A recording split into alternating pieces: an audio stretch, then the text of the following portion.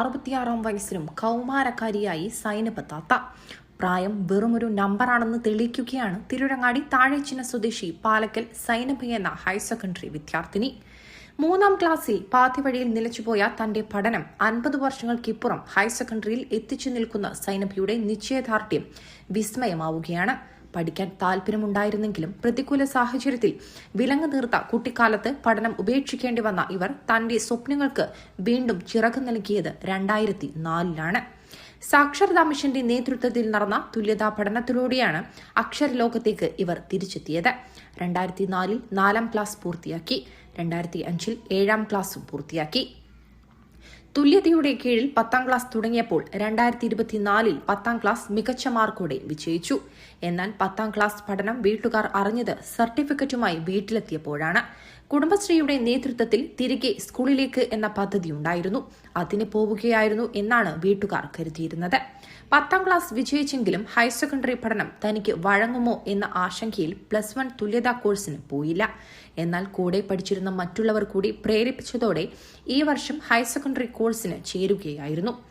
ഇപ്പോൾ Tirurangadi government higher secondary സ്കൂളിൽ +1 തുല്യതാ കോഴ്സിന് പഠിക്കുകയാണ്. ഇവരാണ് ക്ലാസ്സിലെ ഏറ്റവും സീനിയർ. നമ്മൾ ശ്രമിച്ചാൽ പഠനം എളുപ്പമാണെന്നാണ് ഇവർ പറയുന്നത്. 3 മക്കളുണ്ട് ഇവർക്ക്. ഇവരുടെ പൂർണ്ണ പിന്തുണയും പഠിക്കാൻ പ്രേരിപ്പിച്ചതായി സൈനബ പറഞ്ഞു. സാക്ഷരത പ്രേരകന്മാരായ എം കാർത്തിയായനി, വിജയശ്രീ എന്നിവരാണ് ഇതിനെ പ്രേരിപ്പിച്ചതെന്ന് സൈനബ പറഞ്ഞു. ചെറുതായെന്ന് 2-3ാം ക്ലാസ് വരെ പഠിച്ചിട്ടുള്ളൂ. പിന്നെ പഠിക്കാൻ അന്ന് തന്നെ ഒരു ആഗ്രഹം ഉണ്ടായിരുന്നു. എൻ്റെ സാഹചര്യം ഒത്തിയില്ല.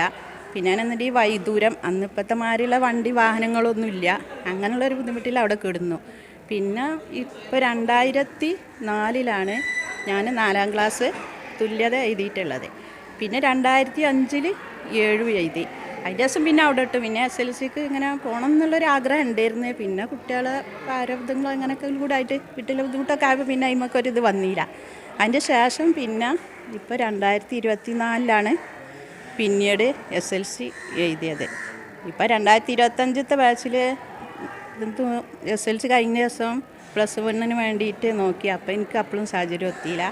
അപ്പോൾ 2026-ക്കാണ് ഇപ്പോൾ എത്തിയത്.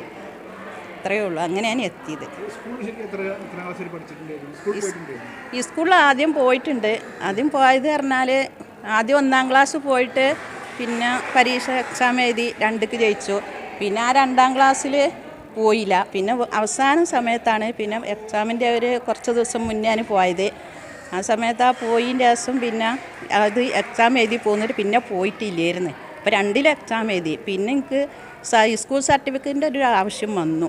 അപ്പോൾ ഞാൻ ഈ സ്കൂളിൽ ചെന്ന് അന്വേഷിച്ചപ്പോൾ ഞാൻ 3ക്ക് ജയിച്ചിട്ടുണ്ട്. അങ്ങനെ 3ലെ സർട്ടിഫിക്കറ്റ് എനിക്ക് കിട്ടിയത്.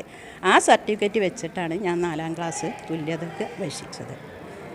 കഴിഞ്ഞ വർഷം പറഞ്ഞാൽ ഇപ്പോൾ ആണെങ്കിൽ ഞാൻ +2-ലെത്തിയിരുന്നു. 1 വർഷം പിന്നീട് അവിടെ ഇട്ട്. അന്നേ പഠിക്കാൻ ആഗ്രഹമാണ്.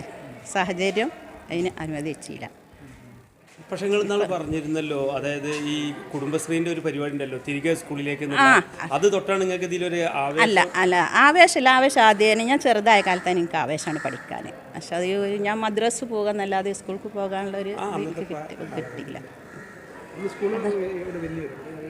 സ്കൂൾ അന്ന് കരിമ്പിലാണ് മദ്രസ ഉള്ളത്. ഞാൻ കരിമ്പിൽ നിന്ന് കാച്ചടി ഞാൻ പോയിൻ്റെ അടുത്ത് കുറച്ചധികം നടക്കണം. പിന്നെ പറഞ്ഞാൽ വെന്നൂർ തെയ്യാറിനോട്ടുമേലാണ് സ്കൂളുള്ളത്.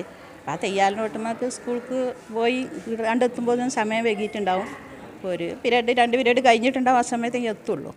ആ ഒരു കാരണത്താൽ പിന്നെ സ്കൂളിൽ അത് ഒരു മടിപ്പ് വന്നു. കുട്ടികളിങ്ങനെ കളിയാക്കൽ തുടങ്ങി. അപ്പോഴാണ് വരേണ്ടത് എന്ന് പറഞ്ഞു. പക്ഷെ ഞാൻ വിചാരിക്കേണ്ടത് എന്താ അറിയോ, സ്കൂൾ ബെല്ലടിച്ചിട്ടില്ല എന്നാണ്. അങ്ങനെയാണ് പിന്നെ അത് നിർത്തിയത്.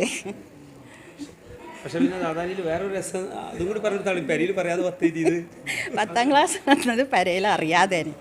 അപ്പം മക്കൾ ചോദിക്കും എന്താ ഞായറാഴ്ച പറഞ്ഞാൽ അന്നൊരു തിരികെ സ്കൂൾ പറഞ്ഞാണ്ട് ഒരു കുടുംബശ്രീൻ്റെ ഒരു പരിപാടി എന്നീനി. അപ്പോൾ അതിൽ ഞാൻ പോയിരുന്നു.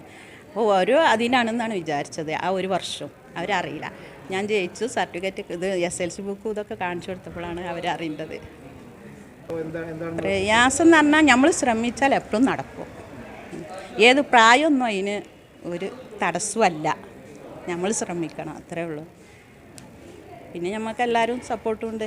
നമ്മളെക്കാട്ടിയും താഴെയുള്ളവരാണ് പിന്നെ കൊടുത്ത് പഠിക്കുന്നത്. എൻ്റെ പേരക്കുട്ടികളെ പ്രായം വരെ ഉള്ളവരുണ്ട്. അപ്പോൾ അവർ സപ്പോർട്ട് ചെയ്യും. അങ്ങനെ പഠിക്കുക. മക്കളൊക്കെ മക്കൾ പറഞ്ഞാൽ ഒക്കെ ഓരൊക്കെ അത്യാവശ്യം പഠിച്ചിരിക്കണ്. ഒരാൾ +2 ഉള്ളൂ, ഒരാൾ ഡിഗ്രി ഉണ്ട്, ഒരാൾ PG എടുത്തിക്കണ്. മക്കൾക്ക് എന്താ അഭിപ്രായം പഠിക്കുന്നതിനെ കുറിച്ച്? ഓർക്ക് ഒരു തെറ്റഭിപ്രായവും ഇല്ല. ഇപ്പോൾ പോരിനും ഓർക്ക് തെറ്റില്ല.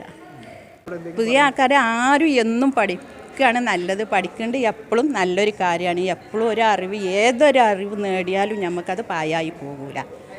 ഏതൊരു മനുഷ്യൻ്റെ മുന്നിലും നമുക്കത് എടുത്ത് കാണിക്കാൻ പറ്റും. എവിടെയും ചെന്ന് കയറാനും പറ്റും. ഏതൊരു സ്ഥാപനത്തിലും ചിലപ്പോൾ ഒന്നും അറിയുന്നില്ല എന്നുണ്ടെങ്കിൽ നമ്മൾ ബാക്കോട്ട് നിൽക്കും. പക്ഷെ നമുക്ക് എന്തെങ്കിലും ഒന്ന് ചോദിക്കാനോ പറയാനോ ഒരറിവ് കിട്ടിയാൽ നമുക്ക് മുന്നിൽ പോയി നമ്മളെ കാര്യങ്ങൾ നമുക്ക് ചോദിച്ച് നേടാവുന്നതല്ലേ ഉള്ളൂ. അതിന് നല്ലൊരു കാര്യമാണ്, നല്ല അഭിപ്രായമാണ് ഇത്.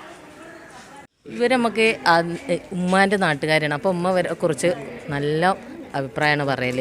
ചെറുപ്പത്തിലേ നല്ല എല്ലാത്തിനും നല്ല കഴിവുള്ള ആളാണ്. പക്ഷേ അവസരം കിട്ടാത്തതുകൊണ്ടേ പഠിക്കാൻ പറ്റിയില്ല, അത്രേ ഉള്ളൂ. പക്ഷേ ഇവർ കുടുംബശ്രീയിലൊക്കെ എല്ലാ മേഖലയിലും ഞങ്ങൾക്ക് ഒപ്പം കൂട്ടിക്കുന്ന ആളാണ്. ഇവരുണ്ടായാലാണ് ഞങ്ങൾ എന്താ കുടുംബശ്രീയിലെ കാര്യങ്ങളൊക്കെ നടന്നു പോകുള്ളൂ. CDS പറ്റിയ ഇവരാണ് മുൻപന്തിയിലായിട്ട് ഇറങ്ങൽ. അപ്പോൾ ഇവർക്ക് പഠിക്കാനുള്ള ആഗ്രഹം ഒരു 10ാം ക്ലാസ് എഴുതി ഞങ്ങൾ പോലും അറിഞ്ഞിട്ടില്ല. കുടുംബശ്രീ ഞങ്ങൾ എല്ലാ പ്രവർത്തനങ്ങൾക്കുള്ളതാണ്. അവരെ അത് നേടിയെടുത്ത ആദ്യം ഇപ്പോൾ +1 വന്നിരിക്കണേ. അവർക്ക് ഞങ്ങളതിനെക്കാട്ടും ഒരു പടി മുന്നിൽ എഴുതാനും വായിക്കാനും കഴിയും. അതാണ് ഓരോരു പ്രത്യേകത. പിന്നെ എല്ലാത്തിനും ഞങ്ങൾ എന്ത് കാര്യങ്ങൾക്ക് വിളിച്ചാലും ഒപ്പം ഞങ്ങളോടൊപ്പം ഉണ്ടാവും. ഞങ്ങളൊരു ഉമ്മായിട്ട് ഞങ്ങളെ കൂട്ട് നിൽക്കും. അതാണ് ഞങ്ങൾക്കുള്ള ഏക ഒരു ആശ്വാസം.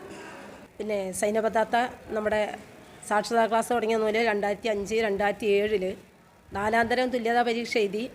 വെന്നൂർ വെച്ചിട്ടാണ് പരീക്ഷ എഴുതിയത്, അംഗനവാടിയിൽ വെച്ചിട്ട്. അതുപോലെ തന്നെ 7ാം തരം തുല്യതാ പരീക്ഷയും എഴുതി പാസ്സായി. ഇന്ന് 10ാം തരം തുല്യതാ പരീക്ഷ എഴുതി.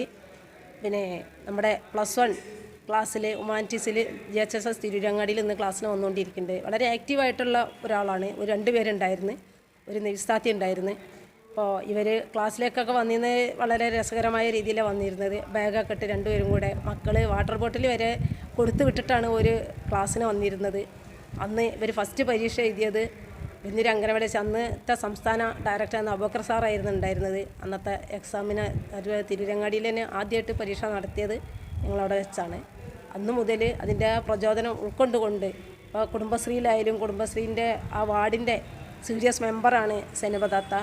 67-69 വയസ്സായാലും പഠിക്കാനും എല്ലാ താല്പര്യത്തോടു കൂടിയിട്ടും ഞങ്ങളോടൊപ്പം മുന്നിട്ട് നിൽക്കുന്നുണ്ട്.